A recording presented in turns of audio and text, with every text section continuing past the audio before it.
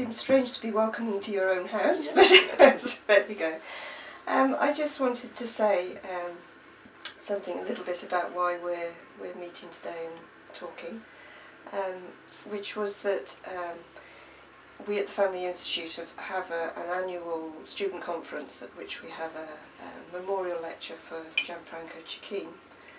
And so part of the thinking about interviewing you on camera was to hear some of your ideas about the field of family therapy, of systemic psychotherapy, and in particular to honour Gianfranco's memory, so linking it in with the memorial lecture. And knowing of your long history of connection with the ideas, the contributions you've made, both here in South Wales, but also across the world. So we thought it might be nice if you were to start us off with a kind of short history of your connection with the ideas. Yeah, because that will link quite quickly into the history with Gianfranco and Luigi as well. Yeah. I trained as a clinical psychologist in South Africa in a place called Tara the H. Moros Centre. And then after a few years went back there and also worked there as head of psychology. And on both of those occasions, a colleague who was fantastically influential, first as my supervisor and then as a colleague, he was the head of the adolescent unit and I was psychotherapist in the adolescent unit, a man called David Norris.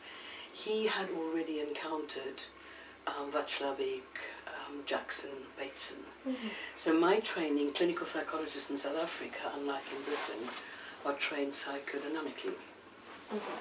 So I was deeply soaked and psychoanalytically inclined and etc. etc. And he was an existential psychotherapist. Okay. But he got very excited about these ideas, started talking with me about them, got first Don Bloch from the Acumen out, and Don, I think, is the person who has planted the seed in almost every country where I've ever asked that question. Mm-hmm. Who was the first Don Bloch from the Acumen Institute? Mm-hmm. And later on other people from there, Avner Barkay from Israel and Minuchin Connected and so on. They came out and trained us, we trained ourselves, hauled ourselves up by our bootstraps. And one thing I'm very proud of, started the South African Family Therapy Association, wrote its constitution, were its first chair and secretary, and it was always a multiracial organisation, which in the early 70s in South Africa was not easy. Yes. So then I came to Britain in 78 and started looking around for family therapy connections because I'd already realised this was absolutely where my practice wanted to go. And then I was fortunate enough to become one of the Sheldon Fellows at the Tavistock Clinic, 79 to 81.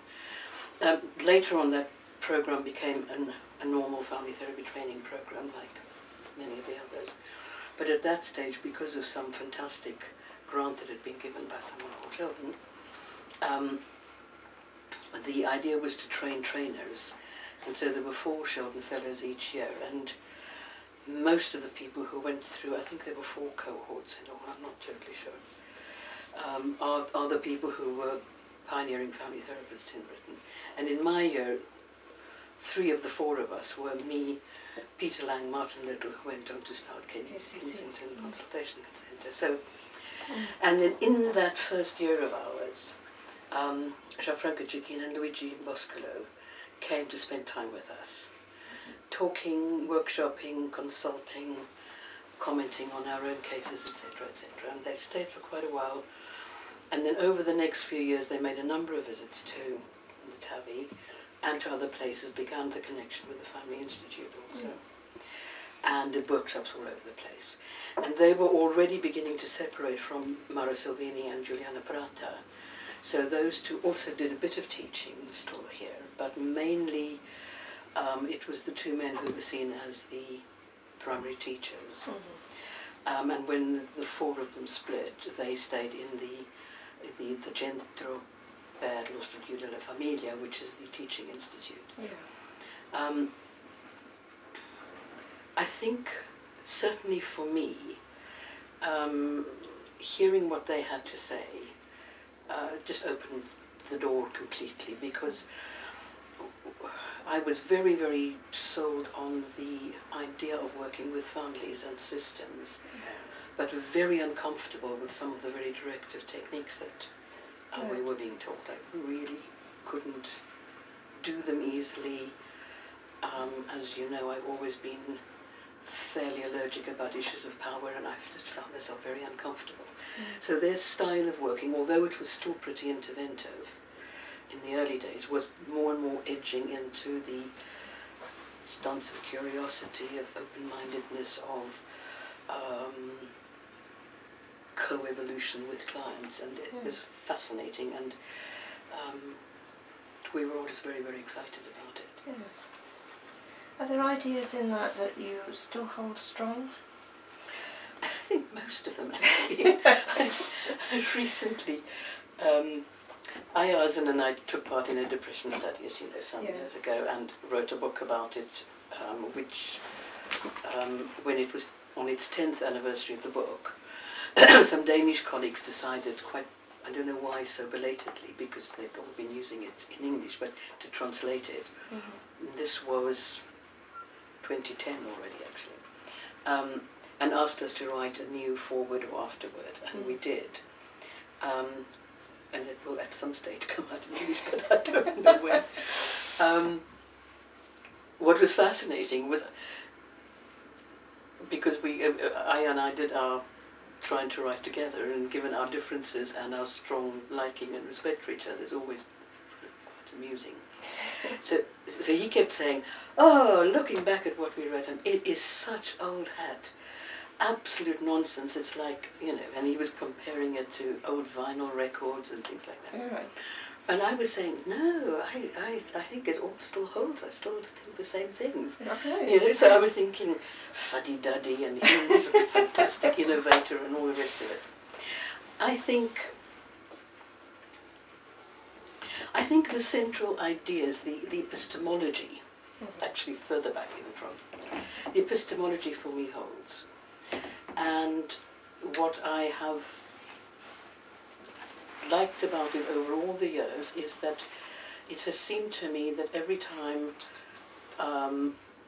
one of us pushes at the boundaries of that way of knowing how we are in the world, the epistemology and the theory shifts to accommodate that. I've not found yet that it's challenged in a way that says it no longer holds. That's really interesting, because as a trainer, as you probably will know from your own experience, students are trying to get their handle on different kind of theories. So there's narrative, there's dialogic, there's social constructionist, there's the collaborative trend. There's lots of different, some people might call them trends, some people call them as distinct therapies.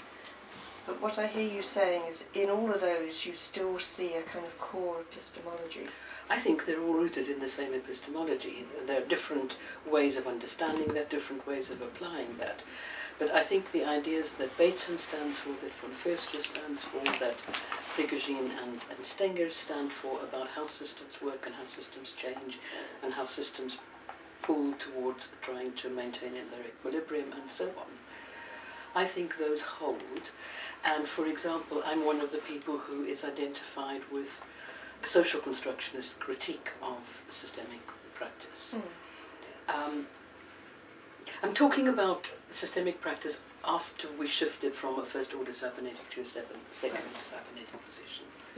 Yeah, which is part of what gets called post-Milan. Yes.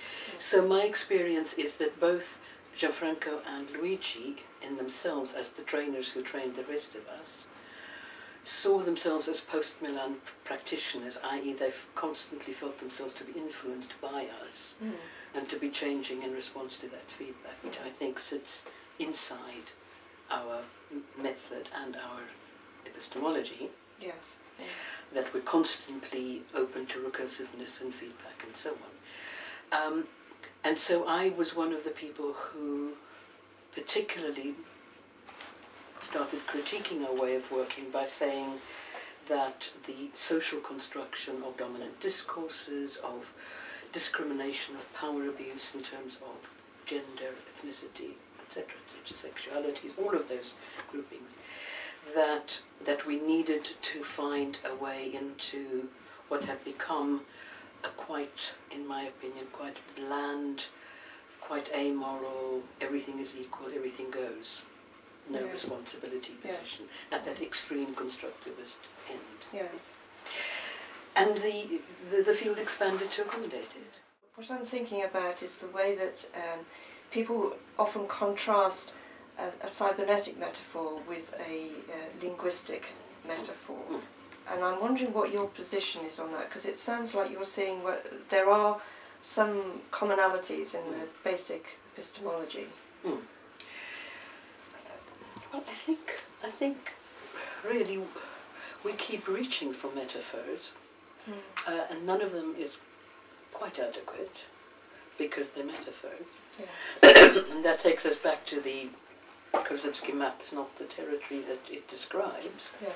So our descriptions, also Maturana's descriptions, you know, he says we're flying blind in a plane and all we have are the instruments. We cannot know the territory, but we land on the territory safely. Yeah. I think the cybernetic metaphor is a useful one for certain aspects of interaction that we think about, but it is also a mechanistic one. Yes. And there are points when it runs out of steam for us. The linguistic metaphor, I think, was profoundly useful, and when it started coming into the domain, I think again it can run into, for me, an uncomfortable area where everything becomes linguistic stories. And that's where I then want to move into a social constructionist position again, say, but real people get hurt, events happen. It's that position that von Fust has gone into from the